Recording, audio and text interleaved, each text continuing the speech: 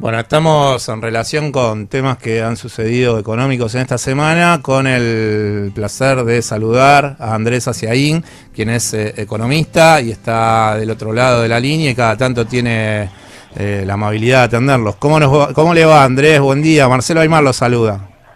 Hola, ¿qué tal, Marcelo? Buen día. ¿Cómo estás, Andrés?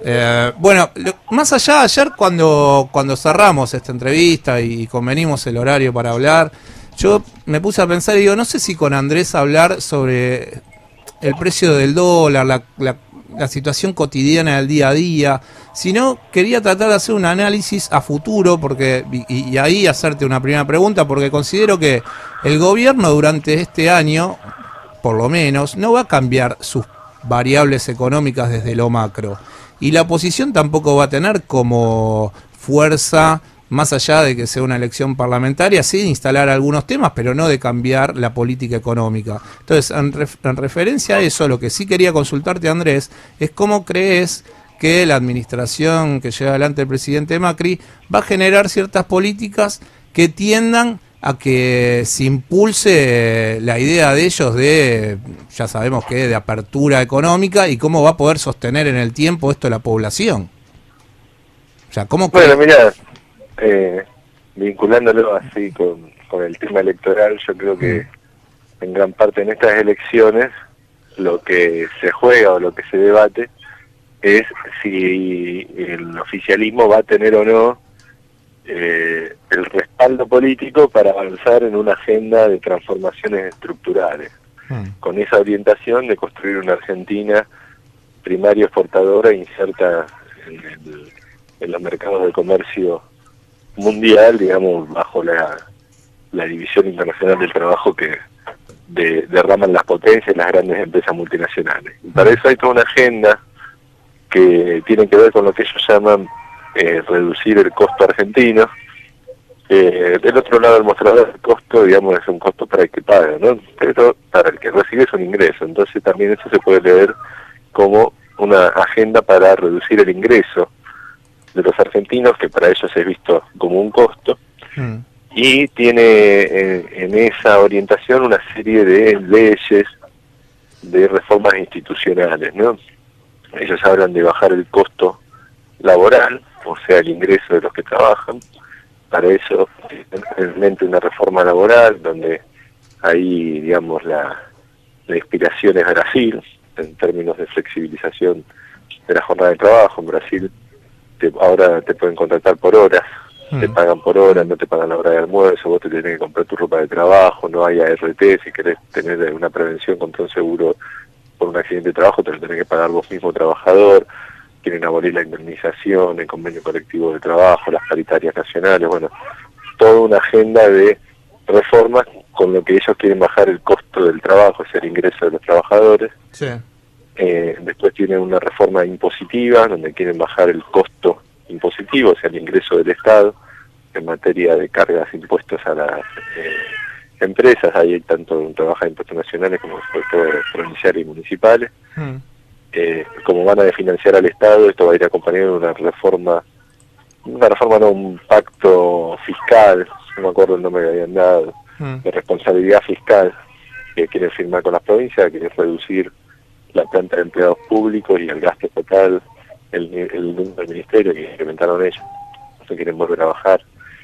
Después hablan de una reforma para bajar el costo de la seguridad social, las contribuciones patronales y del trabajador, que quieren bajar los ingresos del sistema de seguridad social, y para eso hablan de una reforma jubilatoria. Ahí también hay que mirar a Brasil, donde por ejemplo se subió a 45 años los años de aporte que hay que tener, o sea, 10 años más que los actuales, y en 5 años se planea subir la edad de jubilación para la mujer.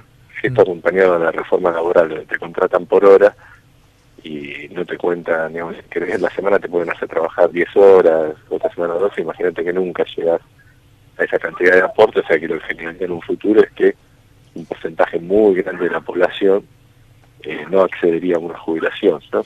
Ahora, Andrés, de la reducción de costos. Ahora, Andrés, Sí. Todas las medidas que vos bien estás tratando de describir, ninguna apunta a a que, bueno, porque vos decís, bueno, hacen todo esto y por otro lado logran bajar el déficit fiscal, pero ninguna de estas medidas, cuando uno ve los números que tienen que ver con las cuentas nacionales, no bajan lo que ellos creen todo el tiempo, que dicen que lo hacen para bajar el déficit que dejó la administración de Cristina Fernández de Kirchner. ¿Dónde crees que queda en el camino ese discurso de lo que termina pasando en la realidad? Mira, la del DEF es la de responsabilidad fiscal, ¿no? La exclusión de empleados, y después la de la edad jubilatoria y todo eso para reducir también la cantidad de jubilados. El gasto público en la Argentina, digamos, vos tenés la planta de empleados públicos, que es una parte muy gruesa, y la otra muy gruesa es la seguridad social. Sí. Entonces ellos van por esas dos puntas, cuando hablan de cortar, y la de subsidios, ¿no? Que ya la están haciendo. O sea, tenés subsidio como baja del gasto, reducción de empleados públicos, y dejar fuera del sistema a una cantidad de personas adultas que no puedan jubilarse. Lo mismo, digamos, con el sistema de pensiones, ¿no? O sea, avanzar en esas partidas me parece que es... Claro, pero... Obviamente hay gente que va por más, ¿no? Porque ahí los editorialistas de La Nación, cuando hablan de costo argentino, incluyen la salud. Digamos, hay una reforma del sistema de salud, ¿no? Haciendo que vos pagues en los hospitales, lo mismo con una reforma del sistema educativo, donde quieren poner cuotas en la educación pública. Esos proyectos están, ¿no? Sí, claro. No están sobre el tapete, pero, digamos, están después. Pero también hay que entender que acá el problema no es el déficit fiscal. Eso es un problema, bueno, en gran parte discursivo y en gran parte que por imposición a mediano plazo de las calificadoras internacionales y otros sectores como el FMI para darte crédito. Claro, porque pidiendo deuda... Un ejemplo. Porque sí, yo te decía que... Déjame darte un ejemplo con la importancia que le dan ellos al déficit fiscal. En los años de la convertibilidad, donde estaban todo el tiempo jodiendo con el déficit fiscal, imponían políticas de ajuste, etcétera, etcétera, todo el déficit fiscal de la convertibilidad fue creado por la reforma del sistema previsional y la creación de la CFJP, donde le dejaron de llegar al Estado los aportes, digamos, de los trabajadores. Si no hubieran hecho esa reforma, no hubiera habido déficit fiscal. Esto que te muestra, que en realidad el déficit fiscal no les importa, digamos, porque cuando hay un negocio para el sistema bancario, como eran las CFJP, se cagaron el déficit, generaron todo el déficit y la convertibilidad. El déficit fiscal es una excusa para otra cosa que para ellos es lo que sí le importa, que es bajar impuestos que pagan los grupos empresarios. ¿No? Sí, eso es lo que quieren, es no pagar ellos. Sí, yo lo que quería remarcar con esto del tema del déficit fiscal es porque más allá de todas las políticas que lanzaron en este último tiempo, el déficit este año no bajó y en definitiva lo que termina sucediendo es que te encontrás con una administración que dice que hay que achicar ciertos costos, que básicamente son lecturas de costo, como decías vos, costo salarial, o sea que los sueldos de los trabajadores vayan para abajo. Salarial e impositivo. Sí, y por otro lado, desfinancian el Estado porque lo hacen con políticas tendientes a que los grandes grupos económicos, por otro lado, no reciben reciben beneficios, no malas noticias, sino beneficios en cuanto a lo que tiene que ver con que bueno, se sacaron retenciones en la minería, en el sector agrario, bueno, entonces uno es como que hay un discurso que no termina entendiéndolo porque dicen, bueno, a ver, hacen todo lo posible para bajar el déficit fiscal, pero por otro lado desfinancian el Estado. Sí, digamos, porque por lo que te digo, me parece a mí, digamos, eso lo que defienden es, no le importa bajar el déficit fiscal, lo que le importa es bajar la carga impositiva sobre las empresas. Esto agrava el déficit fiscal. Entonces, primero van a agravar el déficit fiscal. Lo mismo que van a reducir, por ejemplo, una reforma para reducir los aportes que hacen las empresas a la seguridad social. Van a agravar el déficit del sistema previsional. Por un tiempo incluso lo pueden cubrir con deuda. Y después lo que empiezan a decir es insustentable, es insostenible, después internacionalmente no te financian más y te empiezan a poner condicionamiento y ahí viene la etapa del achicamiento del gasto. Claro. Bueno, el proceso es en ese sentido, porque en realidad eso no le importa. Digamos, no es que por malos quieren echar empleados públicos y que la gente no acceda a una jubilación. A ellos si fuera gratis, me dirían, jubílense todo y tengamos todo empleado público. Lo que ellos no quieren es pagar impuestos. Porque son empresarios que no quieren pagar porque quieren tener más plata, digamos, y así corta la mirada, ¿no? Sí. Entonces, el objetivo de ellos es pagar menos impuestos. Después, si eso genera un déficit, y hacer negocios, como te dije en los 90 las FJP, ellos querían hacer un negocio. Mira, generó déficit, ahora qué hacemos, bueno, bajar la educación pública, bajar a los jubilados, bajarle a los otros, sacarle a los demás. Andrés. Son grupos económicos que defienden sus intereses puntuales, no quieren pagar impuestos, no quieren pagar aportes de seguridad social, no quieren pagar salarios altos, no quieren pagar indemnizaciones. La reforma es eso, bajar el ingreso de los argentinos, que ellos llaman costos argentinos. Si eso genera déficit público, bueno, mañana habrá que ajustar la educación, la salud, los empleados, los jubilados, los pensionados. Irá por ese lado. El ritmo siempre político, digamos, vos haces primero las medidas que no tocan intereses y que favorecen a algunos, bajar los impuestos, y después las antipáticas vas a tener, que esto es parte del proyecto, una Argentina muy endeudada que el día de mañana no tenga autonomía y te van a decir, mira, hay que bajar el gasto público, hay que bajar el empleado, hay que bajar la jubilación, porque si no, no nos financian de afuera. Y lo van a plantear como un condicionamiento externo que va a ser real, pero que fue intencionalmente creado por actores locales que sin el condicionamiento externo no tienen el peso político propio para imponerlo. Andrés, buenos días. Hernán Coscafachian te saluda. ¿Qué tal? Buen día. ¿Qué tal? Bueno, mirá, lo hablabas claramente vos. Ajuste salarial, ajuste impositivo, ajuste en educación, en salud, ¿sí? Lo primero que se tocó fue el salario de los trabajadores, los jubilados. En definitiva, toda esta construcción que vos estás haciendo, y creo que con tu claridad lo vas a poder definir mejor, nos aleja cada vez más de una independencia económica, porque a su vez también no solo esto, sino está el problema enorme que están teniendo las provincias en función de la coparticipación. ¿Cómo se puede seguir adelante? Sobre todo en lo que tiene que ver con las economías regionales. Sí, yo creo que la independencia económica es un objetivo, su pérdida en un mediano plazo. Cuando ellos están tomando deuda, con la excusa del ajuste del déficit fiscal, etcétera, pero en realidad el déficit fiscal se podría cubrir emitiendo pesos, ¿no? Dicen eso de la inflación.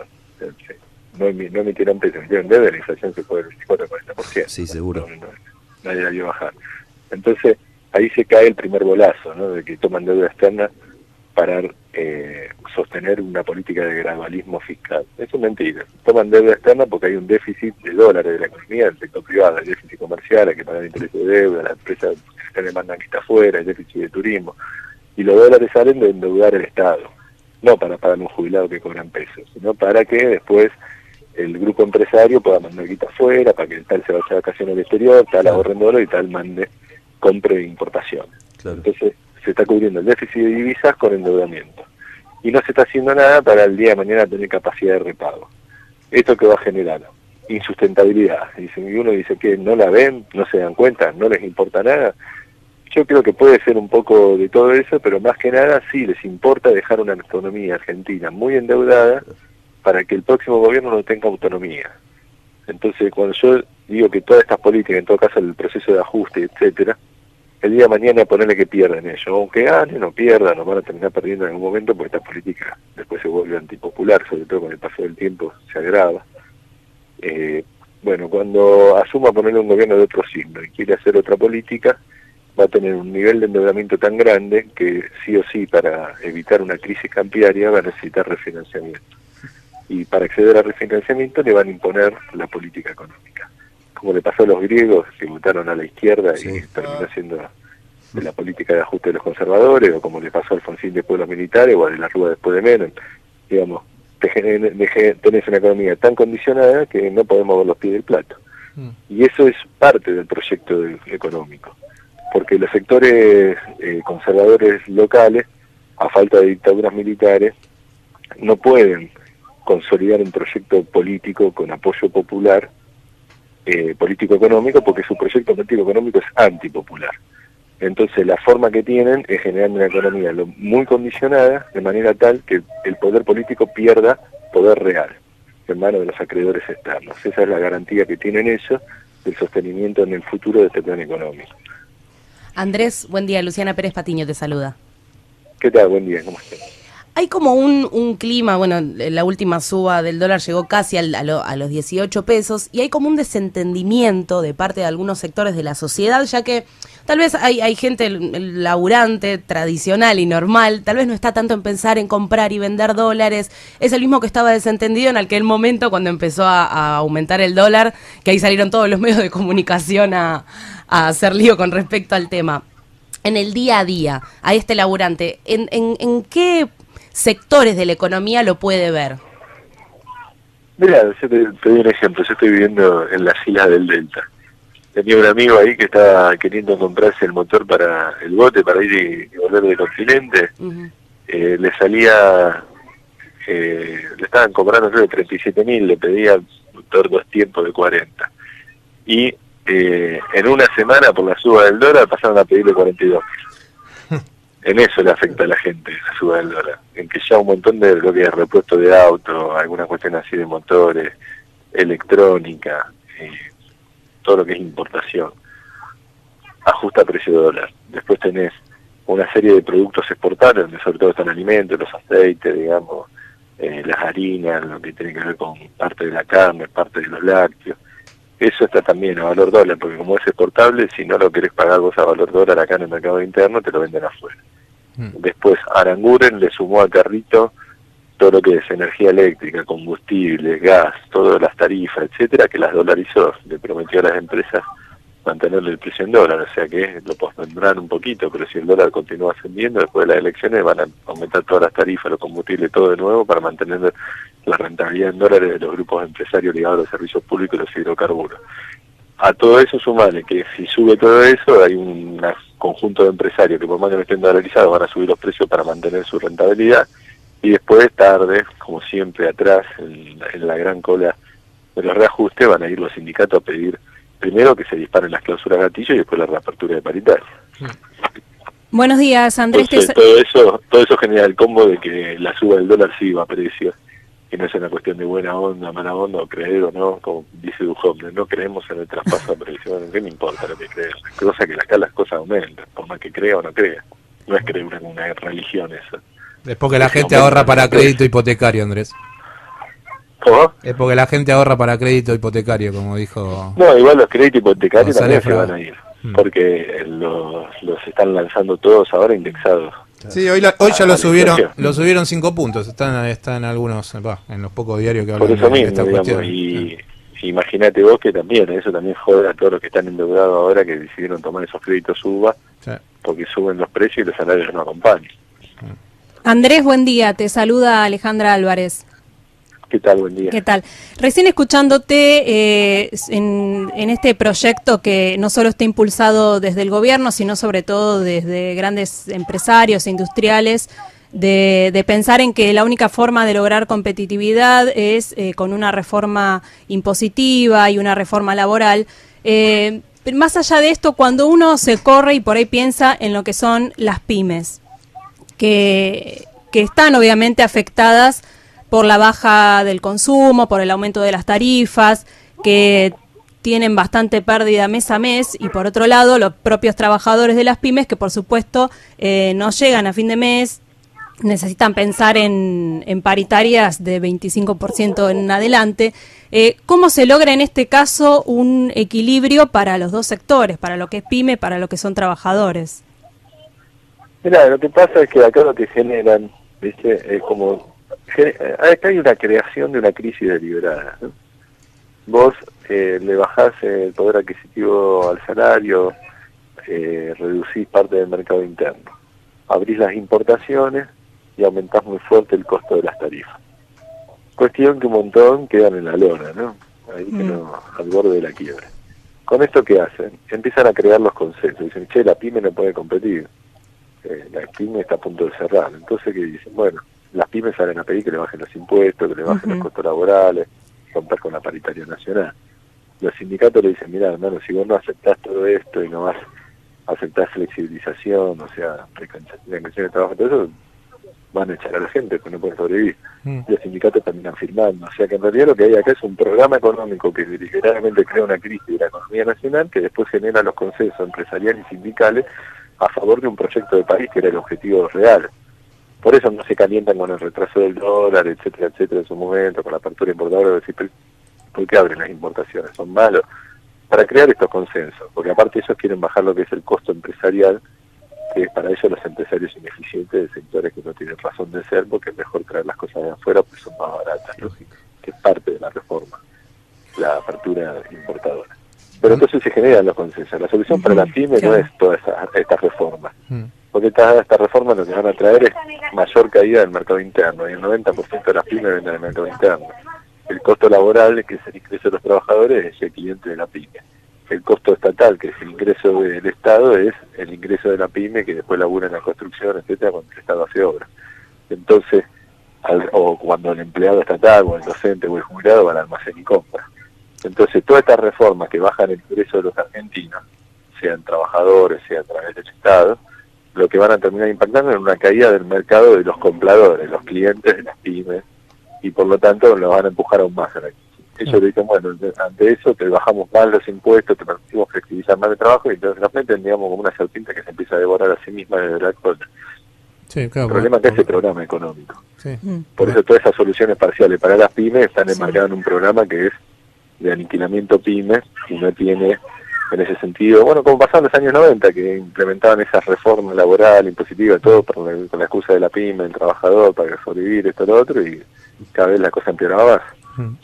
Andrés, sí, es la caída del consumo, y recién estabas hablando de los 90, y yo ayer pensaba cerrar esta entrevista con una última pregunta, que es la siguiente, que es que tal vez para el público masivo, los que trabajamos en periodismo y en política y en economía, te conocíamos desde antes, pero para el público masivo tal vez el conocimiento tuyo fue porque le diste un debate a Domingo Felipe Cavallo, y yo recuerdo que en ese debate, además de que esto va por mi cuenta, lo paseaste por diferentes lugares, lo que quería así consultarte es ¿cómo fue después de ese debate? Si tuviste alguna relación con él a futuro, ¿cómo se gestó ese debate? ¿Y por qué le diste un debate? ¿O si él aceptó solamente debatir con vos? No, mira, ese debate tiene que ver con que yo lo llamo la operación retorno. Cavallo apareció en el año 82 con los seguros de cambio por la deuda. Reapareció a comienzos de los 90 con la renegociación del plan Brady de la deuda. Reapareció con la alianza, con la negociación del megacauce de la deuda. Si me das a mí a entender, para mí Cavallo es un tipo que tiene padrino en grupos financieros internacionales que cuando ven un negocio ligado a la refinanciación de deuda lo empiezan a instalar políticamente. Y acá ya estaba doliendo con el tema de los fondos buitres que se venía una nueva negociación, y algunos grupos de interés internacionales lo estaban empezando a meter a Cavallo de nuevo en Argentina, y por eso armó un libro y vino a presentarlo. Todo desembarcó, lo mandaron ahí en su cápsula a ver si podían instalarlo, porque saben que hay atrás un par de que si está Cavallo cierran negocio ellos en las renegociaciones de deuda. Esa es mi humilde opinión. Sí. En ese marco, Cavallo fue a presentar un libro a Rosario y a Santa Fe, y un amigo economista, Diego Rubinsal, lo iban a presentar en el Consejo de Profesionales, y juntó firma diciendo que como profesional de ciencia económica no quería que la casa que lo representa fuera utilizada por Cavallo para presentar el libro. A partir de eso se armó una polémica. Cavallo dijo que mi amigo era un fascista y otras cosas, y Santos Biasati organizó en TN el debate, y mi amigo no quiso venir desde Santa Fe hasta acá, entonces me pidió a mí si yo podía reemplazarlo. Y vos dijiste sí. Esa es la previa. Y por el otro lado, así que te cuento otra anécdota. Al otro día del debate lo escracharon con huevazos a Cavallo. Claro. Sí, gente de Quebracho. Sí, yo me acuerdo. Yo en una de esas tantas charlas que di por el interior, fui a visitar unas viviendas en un lugar que estaban haciendo construcción de viviendas populares, y había unos de Quebracho ahí metidos, colaborando en la construcción de viviendas, y me dijeron que habían sido ellos los que habían tirado los huevos, y que se habían inspirado en la idea de ir a tirar los huevos viendo el debate en TN mío con Fui un inspirador inconsciente de esos huevazos también. Andrés, yo la verdad que es un placer cada vez que hablamos. Y a la una vamos a comer. Y la verdad que bueno, nada, te mando un abrazo, que tengas un buen fin de semana, te felicito por la decisión de vivir en el Delta, y saludos a todos tus seres queridos, y bueno, gracias por siempre darnos unos minutos para hablar de economía, y básicamente más allá de hablar de economía, de hablar de lo que le pasa a la gente que no tiene laburo, y que la economía está para eso porque es una función social, y yo creo que vos la entendés así. No, muchas gracias a ustedes por llamar, y le mando un saludo a todos los oyentes. Chao, gracias. Quien estaba hablando con nosotros era el economista Andrés Aciaín, que seguramente después de la última pregunta Me imaginaba yo algunas personas en su casa diciendo, este es el pibe que una vez yo lo vi hablando con Cavallo. Bueno, es él. Él es Andrés Aciaín, quien además es docente en la Facultad de Ciencias Económicas de la Universidad de Buenos Aires y es el director del Centro de Estudios Económicos y Sociales Scalabrini Ortiz.